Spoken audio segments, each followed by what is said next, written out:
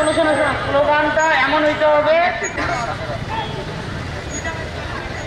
ভাই তোমরা বলবা রাজপথ ছাড়ি নাই, আমি বলবো হিন্দু মুসলিম ভাই ভাই তোমরা বলবা রাজপথ ছাড়ি নাই। ভাই বীর শহীদ মুক্ত ভাই